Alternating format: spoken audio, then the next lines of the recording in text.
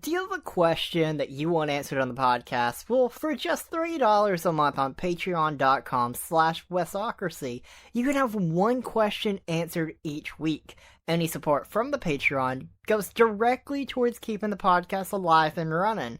And speaking of, let's get started. Hello, everybody. My name is Wes, and welcome to the 32nd edition of the BS Podcast. This week, I have brought in a new guest. Please introduce yourself. Hello, I'm Kevin, aka Flurdeh, whatever you want to call it, and I make videos. What kind of videos do you do? That's a bit hard to describe, but I usually like to call it recording video game environments, showing off level design, and things you might generally miss playing video games, I guess. Yeah.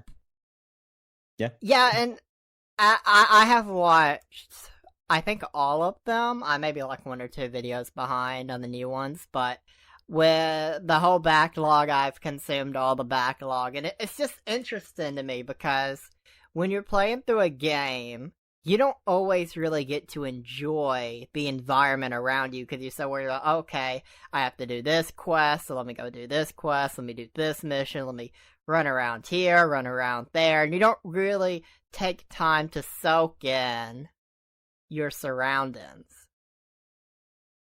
Yeah, I mean, the thing is that it's also happens quite a lot that people don't look up, right?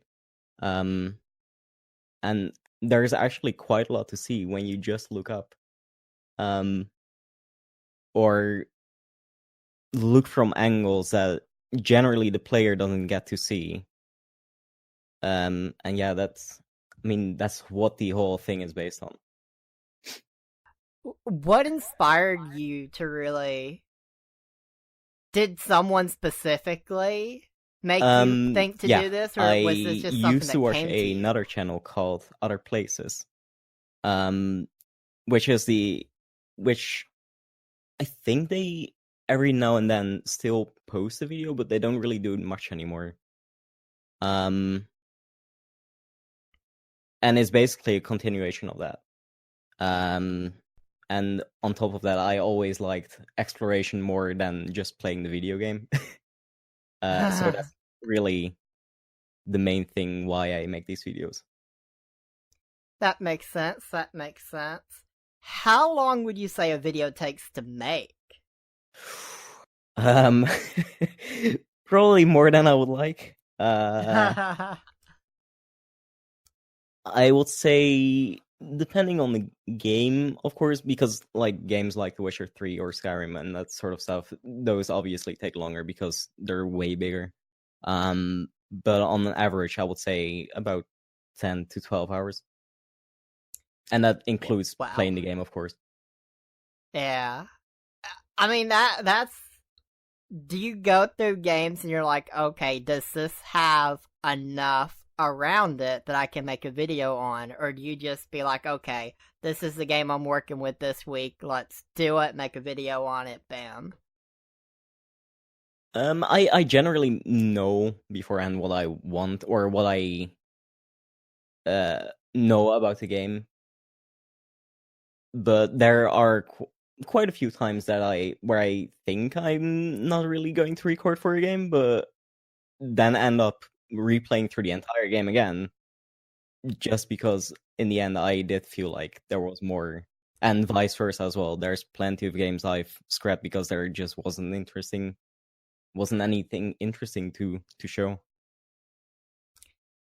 Yeah, I can definitely see that. I mean, there's a big variety when it comes to if the developers of the game really give you something interesting to look at that most people don't take the time to look at. So, yeah, I can see that some games wouldn't work.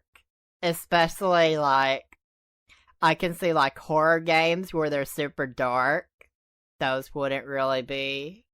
Yeah, well, yeah, I guess. I haven't really. I mean, I'm I'm scared really quickly, so I try to avoid them to begin with. But there is something about those atmospheric horror games that, I mean, a good example would be Bioshock, for example. It Yep, is kind of a Bioshock. horror game, but it does have quite a lot of interesting things to show, even though it's generally quite dark.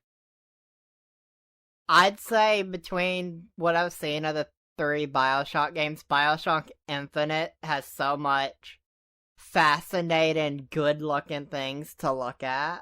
Yeah. Well, yeah, I guess Bioshock Infinite is a whole different beast than the original. Yeah, I mean, I guess it came out the latest, so that may be the reason why that I'd favor that one. But I mean, all of them have looked. Oh yeah, absolutely. Yeah. It's just interesting to me to do these kind of videos because I wouldn't have ever thought to have done them myself. I was that basic bitch that just did Let's Plays, and I mean, a lot of people like that around YouTube. I don't Yeah. can't really say I know many that do content like you. Well, I mean, like I said, it is only inspired by another channel, so I can't really take all the credit for myself, obviously. But yeah, other than I absolutely want more people to actually do this kind of stuff because it's just so interesting to me. I don't know why. And I think that's the cool part about YouTube as a whole is you can have a lot of creators, and sure, a lot of them will do the same thing. Like with gaming, you have a lot of Let's Players, so you have this or that. But then you have those few that branch off into different things that they find interesting that nobody else really covers, maybe a couple people, but not many. And then you have something like you do, where sure, a couple people may also do it, but like with YouTubers, the community we've both been in for a while, how many people do you know that do the same thing you do? Not many. Yeah, exactly. So, is this the first time your voice has been on YouTube or anywhere else on On these kind of YouTube, websites? on YouTube, I'm not so sure. It might be somewhere. Maybe somebody recorded me talking somewhere sometime. I have no idea. But as far as I know, probably, yeah. Do you think people will be surprised hearing your voice for possibly the first time? I know some people have been asking me what I sound like, so maybe. I guess so, yeah. It's not that I try to hide it or anything. It's just that I never had the chance to. Yeah, I mean, the content you make doesn't require any voiceover or any commentary. It's just a different kind of thing, so you don't really have that opportunity. That's why, like, I thought about a few months ago asking you to come on the podcast. I'm like, does he even really have a microphone or anything? And I just waited a while because I just didn't know. I mean, yeah. I mean, I've always wanted to to be on a podcast to begin with. But I guess the mystery to it is fun. To have The people guess. mystery's fun. To have people I guess mean, what I used to watch a creator that wouldn't show his face, and when he finally did, and I mean, some people, they have these outrageous goals for it, and some people, that they set the goal to where they're never gonna reveal it. But I prefer, like, if you're gonna do that, you need to have a reasonable, realistic, okay, if this goal doesn't happen, but we get close enough, whatever. I said I'd do it if we hit this, so it's not like I'm unwilling. The mystery's good as long as down the road someone is willing to reveal it, unless they simply don't want to. Like, if you don't want to do that, like whether it comes to someone's face or someone's voice, if that's not the content you make and that's not what you want to share, that's fine. But if you talk about a face reveal and you never do it, I don't like that. Yeah, I've known some creators that that have done that, and well, mostly Twitch streamers. I'm not sure about YouTubers, but they like make this insane goal, like I don't know, $1,000 for until I reveal my face, and then they still don't really do it, or 1 million subscribers, something that most likely they're not gonna hit, but yeah, it's plausible deniability. yeah, or yeah, I don't know. It is kind of scummy to, in my opinion, as well, to just do those kind of things. I always have have that. Sorry, go. What games have you been playing this month?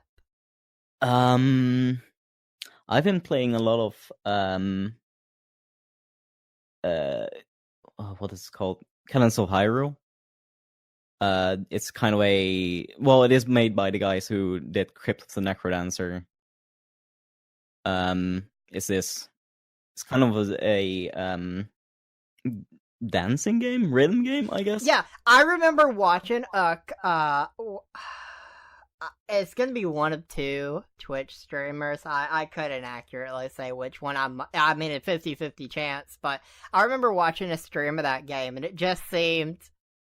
I don't know if I'd enjoy playing it, but I enjoyed watching it. It is fun when you get into this rhythm to it. It is incredibly hard to begin with. The original game more so than the Zelda version, I guess. But once you get into that rhythm, it's so satisfying. Yeah, and I think it's just a really cool concept and not something you see a lot. So I'm all for diversity in what we get game wise. I want more games like Telltale. I know Telltale isn't around anymore, but I hope we get more games like that. I know it wasn't everyone's cup of tea, and maybe Telltale didn't do it exactly how people wanted, but I really hope that kind of game doesn't die off with Telltale. Yeah, well, Life is Strange is kind of like it, right? But I mean how many Life is Strange games can we really do? Yeah, that's true. But yeah, I really enjoy Life is Strange too when it comes to that kind of game. I think they nailed it too and made it a little bit different. Absolutely. For me, what games I've played since the last episode of the podcast, I tried out South Park Phone Destroyer, because, mobile games. I love South Park, so it was amusing to me. But it's also a card game. Okay, because I was gonna ask, is it like the PC version? I forgot Stick the of name. Truth and Fractured Butthole? Yeah. I wish. If it was like that, I would have paid for it. I mean, if it was something like that, but it was free, and then it was just a card game, the general, we have this series, so let's make a card game out of it. And I mean, it's fine. It's not the worst thing. It isn't Coin Master. That's not even a game. That's just rolling. But this is actually a card game, so there was that. But if it's a card game, do I imagine like Hearthstone or something?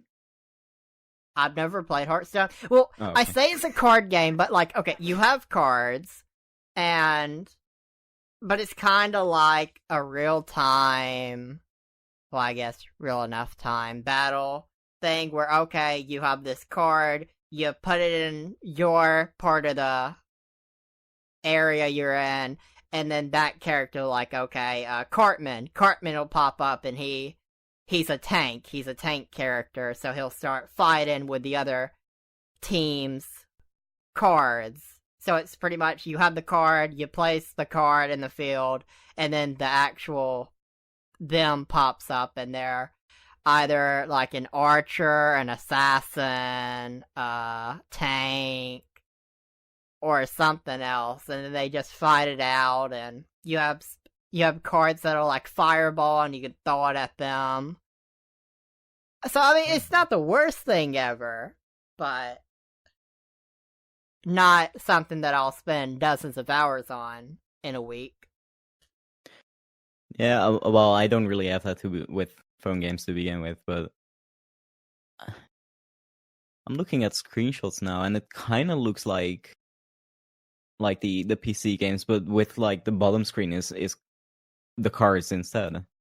Yeah, I mean, graphically, it looks like the South Park universe. That's another thing I love. That I mean, you can do your own character at the start, uh, unless it's past the like 2 hours I'm in. They don't call you douchebag or anything, so they just call you by your Google Play games name or whatever you connect it with. So I Wait, mean, so oh wait, no, it doesn't have voice acting, I presume. Otherwise, they would be uh, recording quite a few names. it has for like you can hear Cartman. Cartman talks. I think the main characters talk. I don't know if everyone talks. I'm not sure, but it's not like a super advanced thing. But there's voice Yeah. acting in it. All right. I mean, it's South Park. It's a South Park with a bit of cards in it. Cards in a battle. It's I mean, not if it bad. if it has humor or like the classic South Park humor, then I don't see why not. Speaking of mobile games, I am amused with the Pokemon. What is it? Pokemon Masters. They're calling the next Pokemon mobile game. Is that like the I've seen that, yeah. It's like Yeah, it a came. They talked about it this week. It's bringing back a lot of the trainers from across the series, and apparently from what I was reading and what I've seen people assume. So don't take this as 100% fact. But it looks like this is going to be the Pokemon's biggest mobile attempt when it comes to taking what one of their normal games would be and kind of trying to see how that would go with mobile, but changing it up a little bit. So n- it's amusing to me. uh, have they shown off gameplay of that? I don't think so. I think there was a little bit of maybe a teaser, but I didn't watch it. I just seen pictures, and I don't think they showed any gameplay. I don't think. I just Because seen like pictures of okay, here's Oak, here's this trainer from Pokemon whatever, and all that fun. from what I've seen, it kind of looks like I've never played it, but the Fire Emblem game for mobile. I I have feel like never played that. well, neither have I, but from what I understand, it's kind of like a strategy game. Um, and you're rather collecting the characters instead of the Pokemon, and like characters have different outfits and stuff. I mean, it's releasing this summer, so I won't be moved by then, most likely. So I'll probably give it a try. I mean, why not? I mean, I don't own a Nintendo console, so if it's actually closer to a Pokemon game than Pokemon Go, or what's the other Pokemon game on Google Play? It's Yeah, some it's like other. a puzzle game, right? Yeah, Pokemon. it's not close at all either, so. If I this mean, is closer to an actual Pokemon actual game experience, that would be fun. That would be something to actually play. I'd play that. well, when I first saw it, I kind of expected it to be like this game where you battle those trainers instead of quote unquote collecting them. Which I'm pretty sure you battle them. do you? All right. I Well, I'm not think. sure.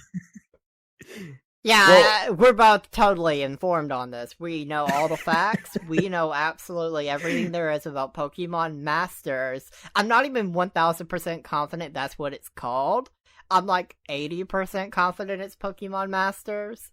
So, yeah, we're A plus in the knowledge for this. I don't think it's gonna be. Well, I mean, it'll have an audience behind it, obviously, but I don't think it's gonna have the same pool that Pokemon Go did. Probably not. I mean, Harry Potter, they did their Wizards Unite mobile game, and that released like this week or last week. And that hasn't done what Pokemon Go did, but nothing is going to recreate what Pokemon Go did. Pokemon Go was super successful because it was the first of its kind. Same with Netflix. Nothing is going to hit that Netflix peak again. Especially since we have NBC Universal, this, that, Disney Plus, Hulu, Amazon Prime. Once we divide it all up, nobody's going to hit the high again. It's all about just making it reasonable. Yeah. I'm trying to find the name of the game, but I can't even find it. Oh, yes, it is Pokémon Masters. Yay, I at least knew that. No, well, I mean, was it the first of its kind? Wasn't it based off another game made by Niantic? Maybe, but it was the first that was popularized by an actual popular franchise. Yeah, that's true. I mean, Pokemon Go, like, did they ever do, like, a Gen 2, Gen 3, Gen 4 thing with it, or is it still just Gen 1 Pokemon? 'Cause I never really played it. I mean, I played from every now and then. I think it has the first 3 gens. I'm very rusty on everything beyond the second gen. Cause I know when I was playing it, the two things people wanted was them to do the more generations, and they wanted to be able to battle people more directly. And actually battle them and not just battle, oh, you left your Pokemon at this gym, and now someone else has come to fight the AI version of you. I'm not even sure if you still, or if you can. I think you can fight people. But I think it's pretty much the same as the gym system. Yeah.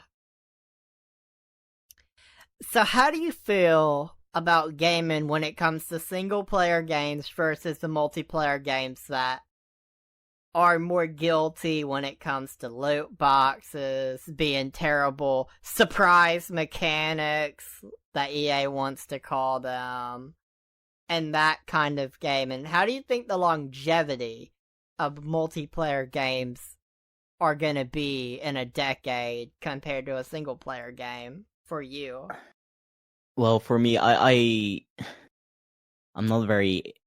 generally not very interested in multiplayer games to begin with. I have like maybe 3 games that I play that are multiplayer, but I don't think it's gonna last, especially considering more and more countries are banning it. I'm sure they're gonna find another way around it or a different like thing similar to it, but it's not gonna last. And I don't mind it. Yeah, I imagine that's the struggle not living in the United States. I guess that's the benefit of living in the United States. There's less of just simply having games banned. Like, I don't know what games in the US would get banned. I don't really think that's a big thing compared to, like, Australia or places like that just have to deal with a lot of BS. Well, they're not really being banned, I guess. The one I played are Overwatch, which I believe they just remove the ability to buy those loot boxes in your country. Like, they're straight up just not there. And I don't mind the loot box system to begin with. Well, not the idea itself. I don't mind that. Where I start minding it is when things become where it affects the game itself, right? Like Overwatch, I feel like they're fine in my opinion. It's just skins. They're not really doing anything beyond looking pretty. Yeah, it's the difference between cosmetic loot boxes and pay to win loot boxes. Yeah, exactly. And I mean, some people are more guilty than others, EA, when it comes to screwing people over with loot boxes. But I mean, if it was just kept strictly cosmetic around the board and there was no, oh, you need to do this, you need to grind for like 80 more hours than you would if you just paid $5. Well, And I mean, that's kind of the benefit of a single player game is not many of them have been touched. And if they have, they're like a sports game, or I think what the Shadow of Mordor sequel got touched by it. But I don't really know many single player games that have been affected yet by this. doesn't Assassin's Creed actually have them now? I don't know. I haven't gotten that far in the Assassin's Creed franchise. I don't think so. I mean, I maybe. I'm not sure. Well, I'm not sure. I think they might be that you can also buy them with like the in-game gold or whatever you want to call them, the money. Yeah. I mean, I just feel like I get you want to make as much money as possible. And like what is it? The NBA games 2K is going to start having ads in between things now. Uh, It's just silly. Maximizing things and like Google Chrome, like just we have all these intrusive ads, but you want to block them, and we're gonna fight against that. It's all just silly. Yeah. Are they mandatory? Wait, is NBA EA to begin with? Or is that no, that's 2K. 2K. Yeah, that's 2K. Yeah. And no, they're not required ads. As far as I've read, you can turn them off. Like they're not. Yeah, but nobody wants to talk about that. That's you bring up the concept of having more ads, and that makes people freak out. And I get that. I mean, there's a reason for people to freak out, but if you can just simply turn them off in the settings, I mean, is it really that big of a deal? Well, on one hand, no, but on the other hand, why? Why do you have those ads to begin with in that case? Well, what if you want realism in your sports game? I mean, if you watched an actual sports game, you'd have tons of advertisement.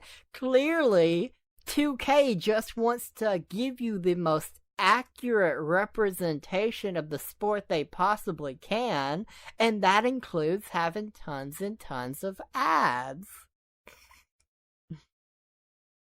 I don't get it. No, it's. I mean, it is so stupid, but I don't know. I don't think it's gonna be like in other types of games other than sports. But I don't know.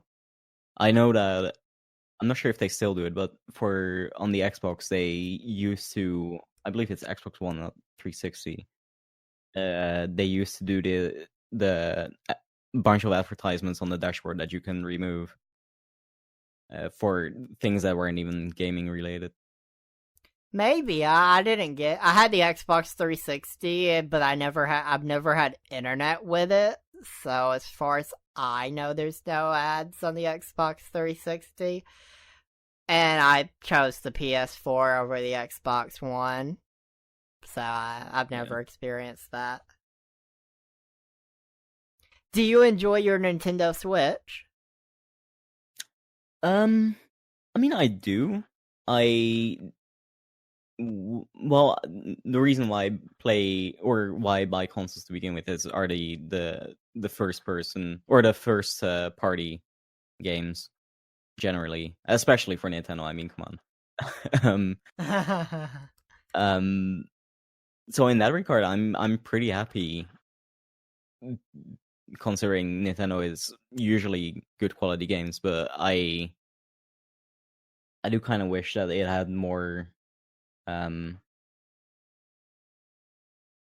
don't know. more support for the kind of games that I like. I mean, there is ramping up of more and more games coming to it. So in that Which regard, it has been. actually brings me to why I asked. Are you excited for What Remains of Edith Finch to arrive on the Nintendo Switch? They announced that in the last week. I never played it. I have seen some bits of it.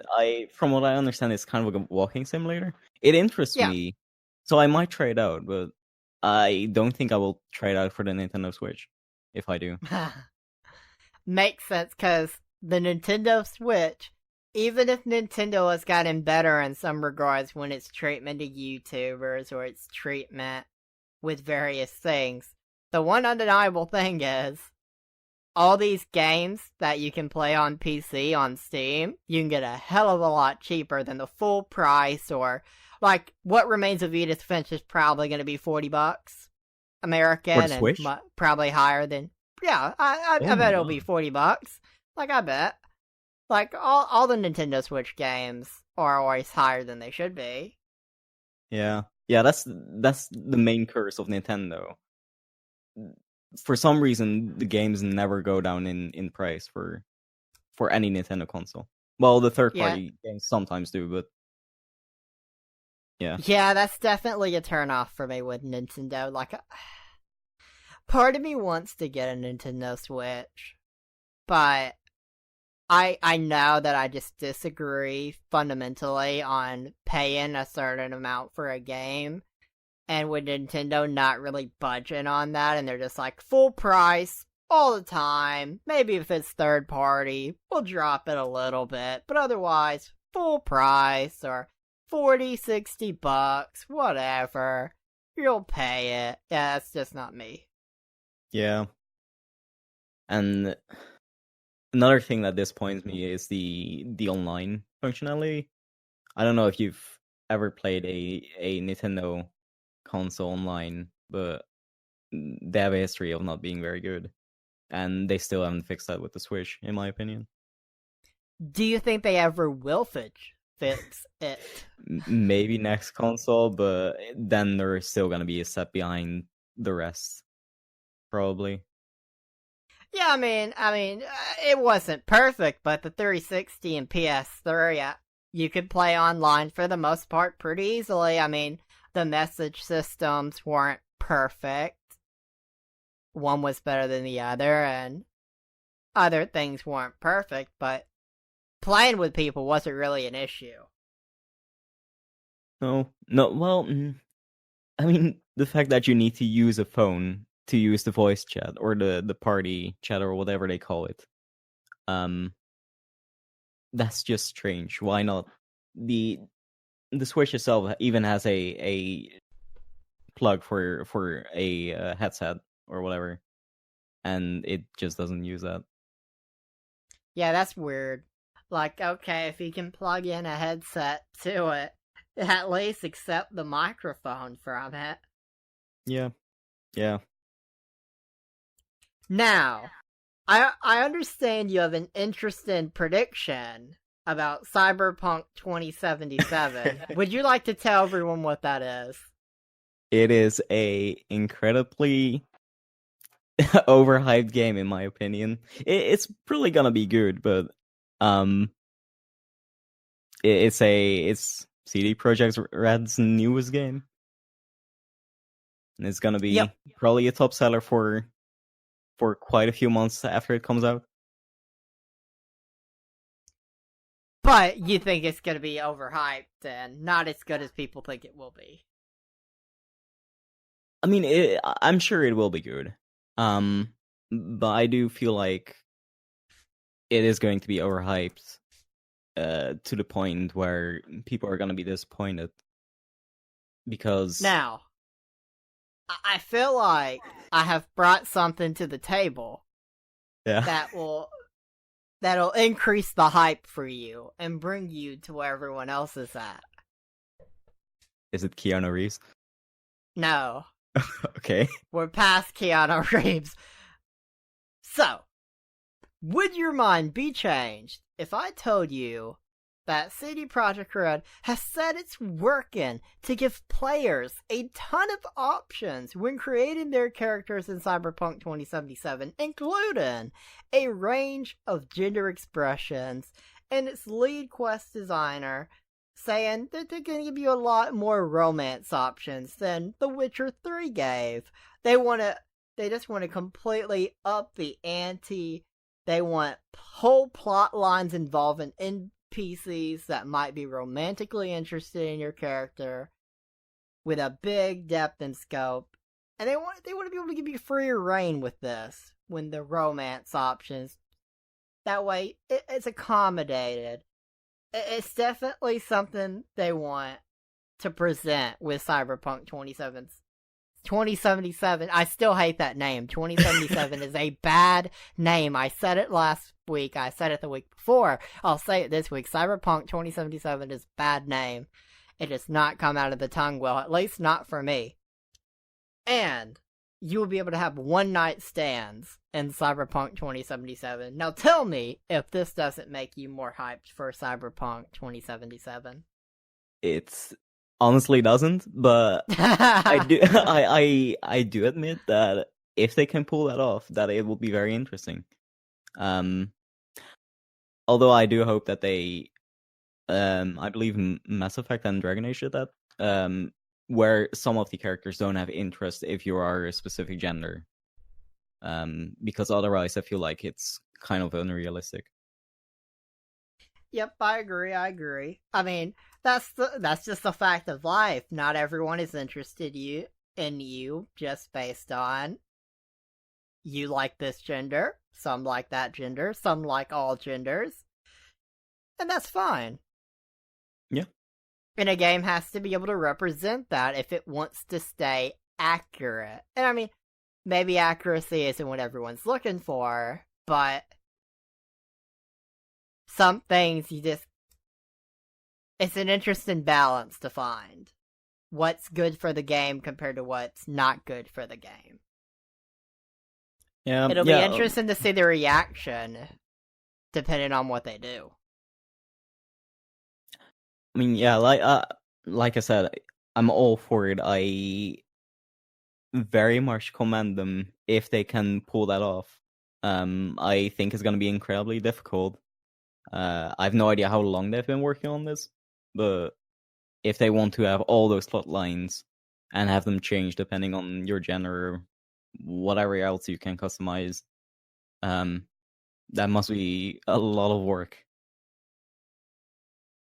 Would you say you also want to have the females look at you, and if you're too short, just immediately reject you? Refuse to even speak with you? I don't think they're gonna go that far, but it will be interesting. I'll give you that. Yes, it will be interesting. So how do you feel about Final Fantasy? I love most of them. I've played almost most of them. Not 8 and 9, I believe. But I've played. How do you feel about the concept of a Final Fantasy live-action TV show? I've seen that. Maybe. The one that they picked for it is kind of strange. I would have thought it would be okay if it was set in the one for 15 or one of the more modern ones, but this one is kind of weird. I don't know. But if it's weird, and I think the thing is, and I think the direction they're going in is they picked a game where creating your own story inside that world, it works better if fans don't have an unreasonable expectation. You don't want a Game of Thrones situation with your new TV show, where people's expectations are way higher than you can actually deliver. Yeah. I mean, it will be... I very much will give it a shot. I'm very interested in it. whether it's gonna be good, I honestly can't say that it will be.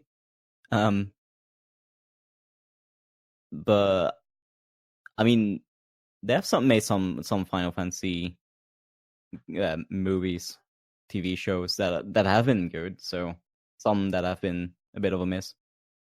But yeah, I'll give it a shot.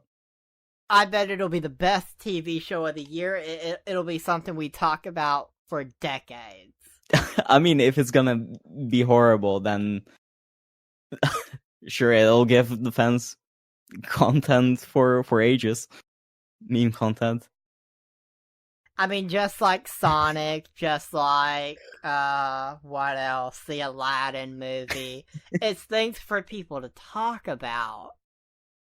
These are things exactly. you're gonna share with your grandchildren. I'm not so sure if I would go that far, but... So, are you a Netflix user? I am, yeah. How do you feel now that we know 100% Netflix is losing The Office in 2021? Well, we didn't have The Office here to begin with on Netflix. Well, dang, so I can't say I'm missing much, but yeah. But I mean, what do you have it on Hulu? We don't have Hulu here either. Do you not have a way to watch The Office? Not as far as I know, actually. Well, I guess Blu-ray, but no streaming, or anything like that. I'm gonna blame NBC Universal for this. I'm just gonna stick the blame on them. But I mean, it is another sign that this is not gonna last. More and more things are making their own service, and in the end, we're gonna have to need another service like Netflix that will bring all these together in one subscription and repeat the same process over. Did you see how much they're paying a year to have it on their service, NBC? No. $100 million a year. Jesus. Holy crap. And the thing is, like, you're not paying $100 million in the hopes that people leave Netflix because they lose The Office. I mean, if you ask me, I get the appeal of The Office, Friends, all these comedy shows that you're people that rewatch them over and over again, they're not really watching them. It's in the background while they do something else, and they'll listen to it and they'll get a laugh when something they can visualize pops up, and maybe they watch a little bit of it, but it's good background noise. Yeah, I mean, I do have those kind of shows as well that do that, but I will never, ever, I think, well, especially not Friends, because there's way too much to watch at anyway if you're gonna sit down for it, but yeah, I don't know, it's though these services, I feel like these services should pay per watch rather than having it on, like, buying it downright. I'm not sure. Maybe some of them do that. But... Yeah, I've covered this whole Netflix, Hulu, Disney Plus, NBC Universal thing. It feels like every week since the podcast started, and I just keep going in this. I can see it. I've seen it since the first time I talked about it on the podcast. We're just revisiting the cable situation in a new format. This is all we're getting to, is if you want to watch everything you want to watch, you're either going to have to go through surprise discount means, or pay what you'd pay for cable. Yeah. I mean, I don't know. It's so stupid. Like I said, we're gonna need another service that is like similar to how Netflix was in the beginning. That brings We need a everything hero. together. Yeah, we need a hero. Basically, what it comes down to. Give us And everything. yeah, we need. I like it. I get it. People want competition. Competition is good on paper. But in my selfish world, I want Steam. I don't want the Epic Game Store. I don't want this game store. I don't want this game store. I just want Steam. I just want Netflix. I just want. What else? What else is a good equivalent? But I just want the one. I want everything bundled in one. And I'd get the need for competition if, like, Steam was trying to fuck everyone over, or Netflix was trying to fuck people over. But Well, as is, as a selfish consumer, it just feels like a bigger pain to me when there's Hulu, Disney Plus, soon to be NBC Universal, Epic Game Store, this. rather bring that competition to in another way, like compete in the price or the amount of service you give.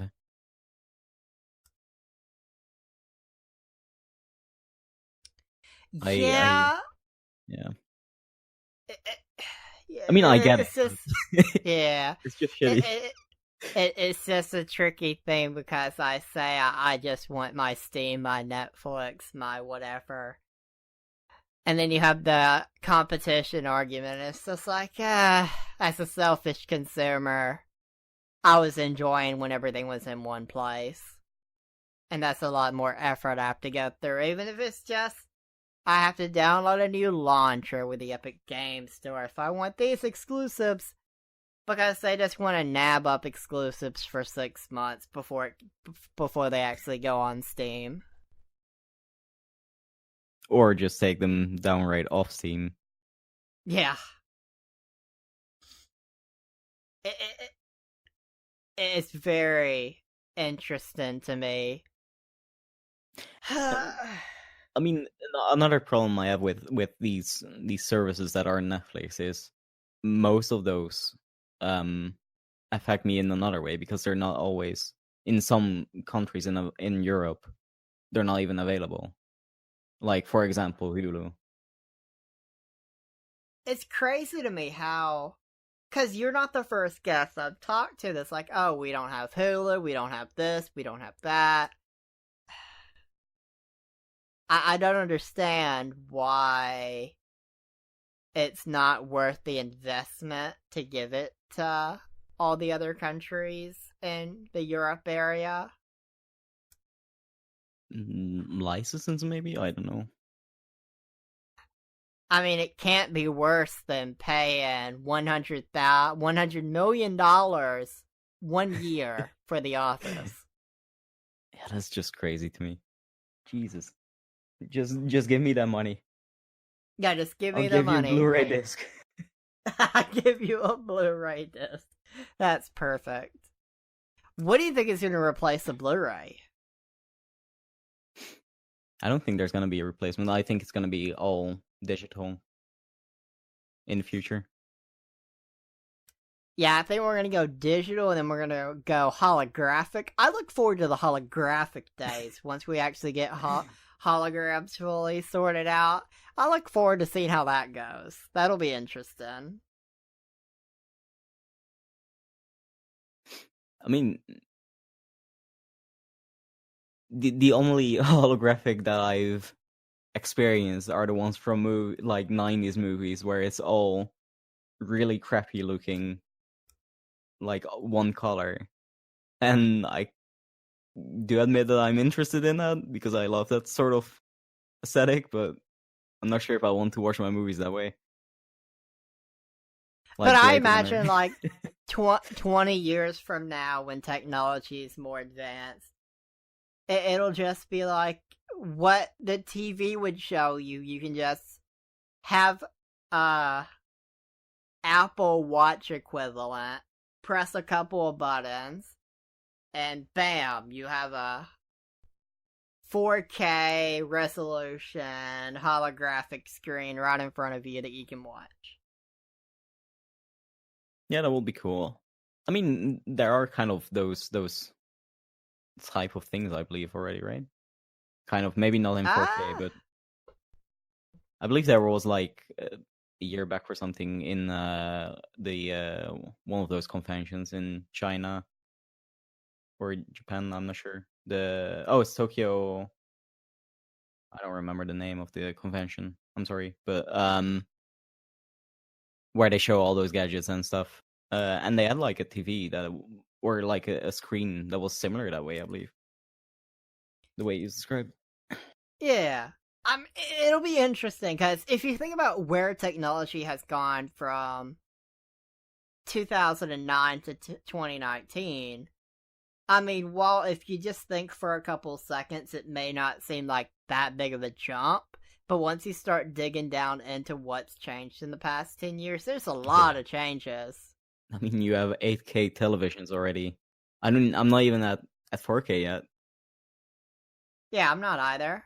I mean, the TV I had 10 years ago compared to now is way Oh different. yeah. The phones we had 10 years ago couldn't compete with what we have now. Computers, laptops, tablets. Was I'm sure tablets were a thing 10 years ago, but they definitely weren't as good as they are now. Yeah. Self-driving cars, which they're not fully advanced yet, but they're working on it. Oh yeah, that's my main thing that I want. I Well, really wanted I can't to. drive, but I'll get my driver's license if I can get a self-driving car. Or well, maybe I I re- don't even need one. yeah, would you need a driver's license if it can drive itself? I mean, I guess you will need to in case there is an emergency or something, but Hmm, that's an interesting question. What would a cop do? And I guess that's a big difference between the United States and whatever country you're in, whatever European country. I don't think you've said. the Netherlands. Yeah, the Netherlands. The only person I've known from the Netherlands, and I don't really know them, but they were also on a podcast I used to listen to, was Quibblecop. But he's moved since then. Mm. That's off topic completely, but that's just where my mind goes. It's interesting what the cops would probably do here compared to the Netherlands. Probably the same thing, but I mean, what they will even do to begin with is my question. Yeah, Like, exactly. Like, okay, your self-driving car doesn't work, so it's shut down and you're on the side of the road. What's the next step? Do you have an easy way to reboot it?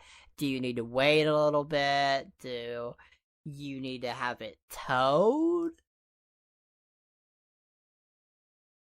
I mean, So I guess the safe answer is these self-driving cars still needs to be drivable otherwise. That way, yeah, if the self-driving fails, you can what get it where it self-driving needs to cars? be.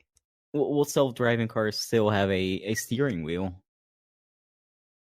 Because I've seen a Uh, video of Tesla, like the Tesla cars, but I don't recall them having a steering wheel. That might just be for like the testing I one. think most of them that you can actually buy still do, because there's multiple levels of autonomous, and up until like level 2 and level 3 require you still be awake, be alert. That way, if something goes wrong with the self-driving car, you can take control and fix it. Yeah. And I don't really know what level 4, where you don't need to participate at all and you can just go to sleep would be. I don't think those are really out there for people to buy just yet. No, and I mean it will require I mean I still not feel safe being in that car asleep while it's driving on its own. I still want to have some sort of control to it. Because I mean the car itself, my car might be alright, but not everybody is gonna have this self-driving car for many, many years. And they might screw up somehow. And I don't think those cars are able to predict every single one of those situations. Exactly. It's a very complicated thing to try and predict. And you can't predict every human behavior. Yeah, exactly. So, and the complicated thing for me personally is when I'm in, like, the passenger seat or a back seat or of a vehicle, I have motion sickness, and I don't know, it's a part of motion sickness, but I get super sleepy and I can fall asleep just like that in a moving vehicle. So if the vehicle is driving itself, it's going to be the same effect. Yeah. So that would definitely be a complicated thing to deal with. Yeah, I don't think it should be allowed ever to like go asleep behind the steering wheel, even if it's a self-driving car. But that's just me. I don't know. It might be different in the future, but so I read something when I was looking at topics for this week. And so I'm going to be moving I currently live in the state of Tennessee, and I'm going to be moving to Alabama sometime this year. And so it's always interesting to me to see what gets Alabama in a big Reddit post. And this one is so stereotypical, it's hilarious. So tell me, what extra things do you get if you buy a truck or car or what have you in the Netherlands? not much, I suppose. I can't. I can't say I ever bought any of those things, so I can't tell for sure. But as far as I know, nothing. A dealership in Alabama will give you a shotgun. They'll give you a Bible. That's. They'll give you an American flag. I kind of get the American flag, but the other ones are making it a bit of a weird combination. What, do you not want a shotgun and a Bible with your vehicle, sir? I can't say I do. How unreasonable. Oh, that is amazing. Yeah, that is such a stereotypical thing for a state like Alabama to do, but it's so hilarious to read of a story of it actually happening. Is that just a single car dealership, or is that like all of them? That's just a one car dealership. Right. Oh if they were all like that, that would be so much crazier. Everyone just riding around with their new truck with a shotgun and a Bible. And the flag, proudly just flying. I'm not sure if how it works over there, but don't you need like a license for a shotgun? Do you just not get the shotgun if you don't have the license? I don't know. I don't know how this would work, but I'd assume, because I've heard of them working with it to be like, okay, they count it as a quote unquote free editions, but what's actually happening is you would get the vehicle cheaper if you didn't accept these quote unquote free items with it. It's just a tactic to boost your prices. So. Oh, okay. Yeah. And that's how you actually put a stop to dealerships doing that, is you request for these items to not be included and to see what your price is, and when it's lower and other people find out, everyone sues them to get a refund because they got screwed over. That's how you put a stop to that.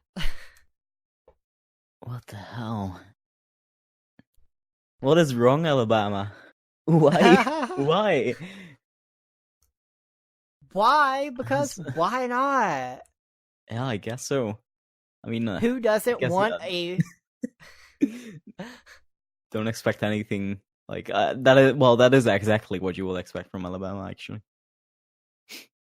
What would be the equivalent if the Netherlands was to offer a deal like this? What would you think the stereotypical items they would give you would be? If you go by like the stereotypical thing that people think of the Netherlands, it's probably gonna be like cheese or something.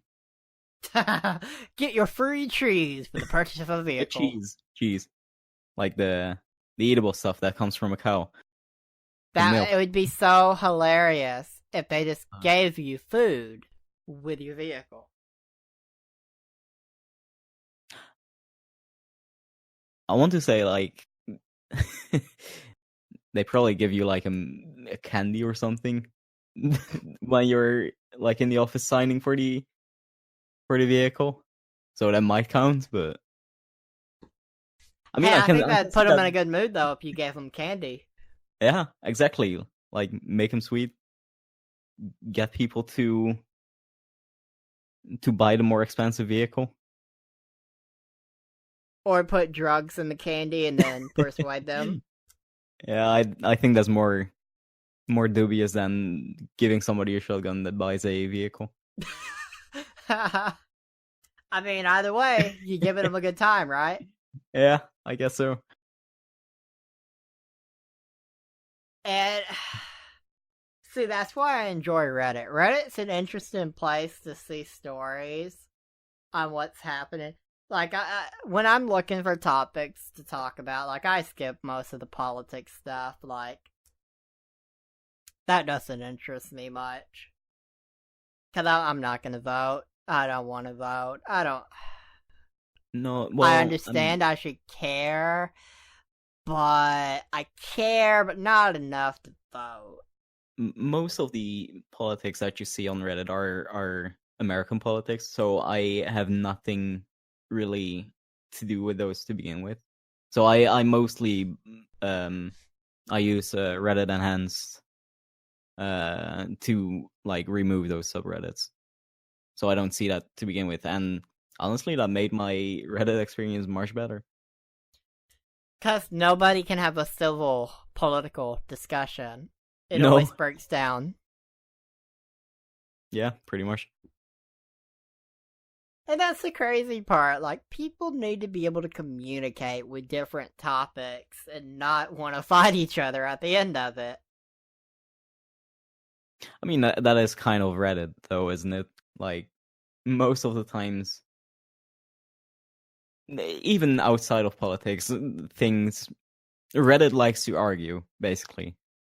If you could filter out one thing from Reddit that you don't have filtered out already, what would it be? Oh, that's a hard one. Let me check the Reddit front page right now. You want to know my answer? Sure. Everybody that uses /s. Fuck you. Fuck you for wanting your... Oh, I'm being sarcastic right now. I need to tell everybody. Oh, if you don't use that /s, how am I ever going to know if you're being sarcastic? Fuck you.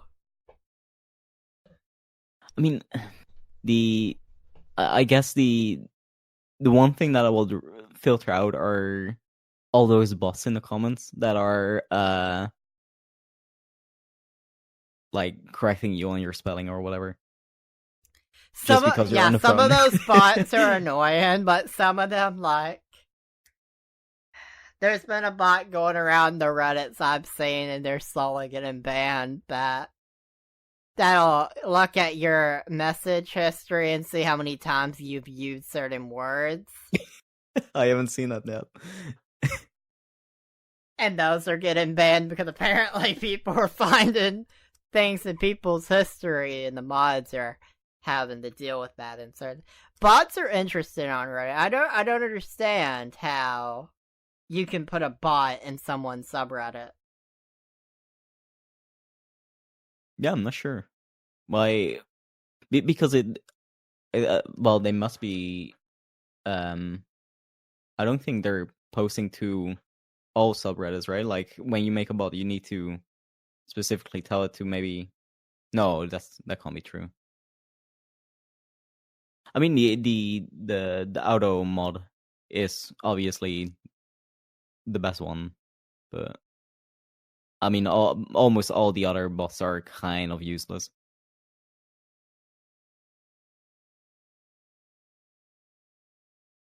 What is your favorite subreddit? I really like the ones that are things like Earthborn or like the micro worlds, mini worlds, I believe it's called, like the things that just have pretty pictures. Another one is like the Easter eggs in real life, where people post, for example, a little Lego village inside a wall, that sort of stuff. Yeah. That that's an interesting and quite fitting answer, actually. Mine is just basic bitch stuff. I like Ask Reddit. I like the ones where people tell stories and they're interesting stories, but Yeah, well, I mean, I like those things too. I usually just browse the popular tab, so I usually see all those kind of things. But um, I mean, I like the Today I Fucked Up subreddit as well. Sometimes it gets a bit weird, but what what's the subreddit where am I the asshole? I love the am I the asshole in theory. I like that subreddit concept, but I feel yeah, like people are too technical on we don't really fault you for doing this, but you're still the asshole. yeah, No, and if you don't sometimes it fault feels them like for doing it, are they really the asshole? so like often they just post. It feels like people post there to like I don't know. They know they're not the asshole, but they still feel the need to post about it, basically. Or Yeah, it's just one of those subreddits that I like in theory, but when I read the posts on it, I just don't like how things are structured. And I'm not really if you check my Reddit history, I don't really post a lot. Not really. I'm not really a poster. I'm more of a read things that happened on Reddit for hours. That's more interesting than me than trying to yeah, engage with people. Just because, if you phrase something incorrectly and people take it the wrong way, you yeah, just get you're downvoted for it. And I don't want to deal with that. Like, no, I don't really post too much either. I think I post like comments rather like once every 10 days maybe, but not really often enough. and another subreddit I read for a while, but eventually stopped, is I would read. It was kind of like Emma the Asshole.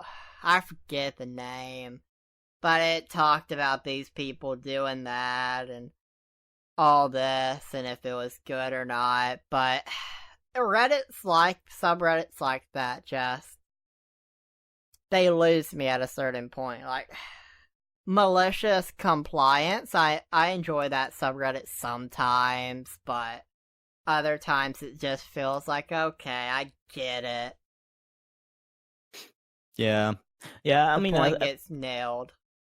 at some point, those kind of subreddits seem to start repeating themselves, right? Like you start seeing vaguely the same posts slash questions,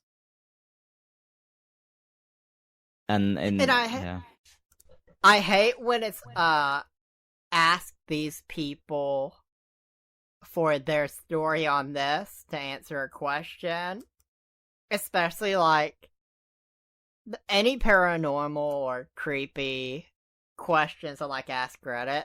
I really enjoy reading them until they bring up that they're like under 12 because your memory of when you're 12 and under can be not 100% accurate. Yeah.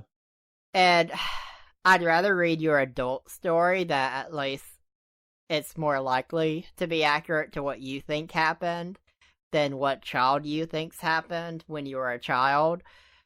Because I just feel like I don't enjoy reading those at that point when it's like, oh, I was 7 at the time and I thought I seen this. How scary. Actually, that reminds me that my favorite subreddit is actually Quit Your Bullshit. I don't know if you've ever seen that one, but I do have get never some. browsed Quit Your Bullshit. It's just like catching people lying, which is from time to time pretty satisfying. What? I like when a subreddit can debate healthily with itself on subjects like that. The problem is that doesn't happen very often. Eventually, it just breaks down, and the mods have to break stuff up. Yeah. It's like, okay, it goes back to like, am I the asshole? It's cool in theory. And how do you feel about this when it comes to a subreddit community? Do you think that the top upvoted things in a thread represents what the community thinks? I usually, when it's like a question, like often I Google a question and then type Reddit behind it to see if which of the options is better. But I generally look at a few of the top posts and see like what people have to argue for it. But I usually don't really take the top post as the actual answer. But like if the top 3 posts all are basically saying the same thing, do you think that represents what the community of the subreddit thinks? It probably doesn't, but I do usually like take that for an answer. Yeah, I feel like the argument with anything when it comes to the subreddit community is going to be, oh, well, I don't think this way. But upvote, downvote wise, your opinion didn't really get represented in the mix. So it's hard to say that the other side really has a big back end. And sometimes that's for the best, sometimes that's not. It's interesting to me because if you see the top, you have a question and it's like, oh, thousands of upvotes for this, 800 for this, 600 for this. And then the other opinion, you have like one post at like 400. It's like, well, I feel like the community, the majority at least, feel the way of the top 3. But then you have the minority that thinks this. And it's just interesting to see that become a debate in itself. Yeah. Well, I mean, I feel like it also depends on the size of the community, because if it's gonna be, I don't know, a community with, let's say, 100,000 members, and a specific answer has a few thousand upvotes, then I'm gonna take it as like this is that community's answer to whatever the question is. But if it's I don't know, like 1 million, what is the average size of a more popular subreddit? Yeah. And then it has a few thousand, then I'd say like maybe it's the opinion of the people that are currently there, but not really the opinion of the subreddit itself. Yeah, I can see that. It's an interesting thing to me. Reddit as a whole, it's interesting. There's so many avenues. And then something else that Reddit's bad at is running jokes into the ground and then Yeah. continuing those jokes for years after it's already been buried in the ground. You've turned it not even into ash. The ash is gone. You've beat the ash away, but you're hammering it home. Yeah. The you're absolutely right. And then I mean, I feel like Reddit usually starts downvoting when it's enough, but um, and the running it into the ground further is up to Instagram and Facebook and all that. But I mean, sometimes the joke keeps going on for too long. Similar to, I mean, I guess the most recent example is what they're doing with running the joke into the ground is the Keanu Reeves meme. Honestly, I don't think I've ever seen Keanu Reeves in anything I've watched and enjoyed. So when it comes to Keanu Reeves, I get he's a celebrity and he's done stuff that people like, but for me, it's not really a big deal to me. I understand the importance Not of a even The Matrix. celebrity. I've never watched The Matrix. Oh, you should. I mean, I'm not saying it is the most amazing movie, but it's pretty good.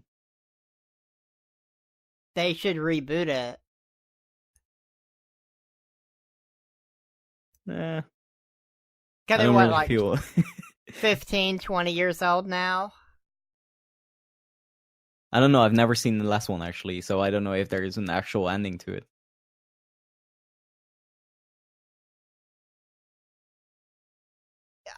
It's probably movies I need to watch, but because you always hear people talk about The Matrix from time to time, and I get the gist of it from hearing people talk about it, but yeah, I've never gone out of my way to watch it, or I don't think I've watched really anything with Keanu Reeves in it specifically that I remember. I recently watched the first John Wick because people kept recommending it, but I didn't really enjoy that one. And I don't think I've seen anything other than The Matrix with him in it either. Would you say John Wick, just like Cyberpunk 2077, is overhyped? I'm not sure how hyped up John Wick is. I mean, I can see it. It I mean, I'm sure it's a decent movie. It's just not for me. Yeah, I get that. I feel that way with like the Lord of the Rings. Like I'm sure like if you broke it down in the shorter movies and you made it from like 3 movies to 5, I'd probably enjoy them more, but they're too long. Oh yeah, they're really really long. I can absolutely see that. And for me, like a TV show, I don't feel like I have to stare into the screen. I can multitask on my phone as I watch. But with a movie, I feel like I have to stare at the screen and give it my full attention to know what's going on. Um. Well, I mean, when I watch a movie, or TV show, either way, I don't really do anything other or any other things except for if it's something like, I don't know, a sitcom or something. Um, but yeah, it's I can understand that you will need to or want to do something else, especially if you're gonna have to sit down for such a long time. Um, because I mean, what are the Lord of the Rings movies like? 4 hours? You're gonna get sick of sitting there all the time, probably. Yep. Yeah. So, final question of the podcast. Where do you see yourself in 10 years? Oh, I have no idea. Hopefully in a good place. I mean, probably Millionaire just playboy? Yeah, let's do it. Perfect. I'm sure your channel will have like 1 billion subscribers. You'll be the #1 channel on YouTube. Or Yeah. whatever happens in 10 years with YouTube. Maybe YouTube isn't around in 10 years. Maybe you become the #1 channel of Daily Motion. Wait, I don't think Dailymotion even exists anymore, does it? It does. Okay, I thought It's still around doing nothing, but it's still around. I mean, if anything, I would say Vimeo. Yeah. But that's more for like, currently is more used for short movies or short films, I guess. Yeah. It'll be interesting to see how long YouTube can keep its #1 spot. I think it will be for quite a while. Even though it's getting a lot of complaints about everything. I mean, it is still, in my opinion, one of the better services. It'll be around forever. Probably. Well, forever. It'll be like a cockroach. It's a long stretch, but it's going to be one of the last remaining things standing. It's going to last from 2007 all the way to 4007. Yeah. Google will buy out Amazon. They'll buy out all the competition forever. I wouldn't put it past them, to be honest. Although, is Google bigger than Amazon? It probably is. Of course it is. I think so right now, but I mean, Amazon, they're making a lot of money. Oh yeah, absolutely. If And anything, if anyone was going to make a video service that could possibly beat Google's YouTube, it's probably Amazon. It probably is or they will turn Twitch into like both the streaming and something similar to YouTube. That would be an interesting twist. I don't think I'd like it, though. No. I mean, like we had earlier, the same discussion, competition is healthy. But I would rather have like one company be better at one thing while the other is better at the other. Yep, I agree. So tell us where we can find you. You can find me on YouTube, Twitter. Where else? What else do I have? Twitch. Although I'm not really streaming right now. All on Flurdeh. That is Flurdeh with an EH at the end instead of a Y. Even though it sounds the same. Yeah, and you'll want to go check out all those amazing places.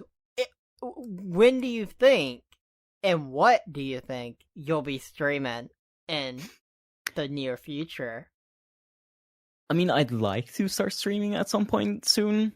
I have had a setup, like a UI setup going, or overlay rather, for quite a while. It's just that I would want to have a specific reason to stream, whether it will be to show off how I make these episodes, or if there is something else that I really want to show off. But I think I will in a few weeks' time, and it's probably just gonna be for fun rather than making an episode. Makes sense.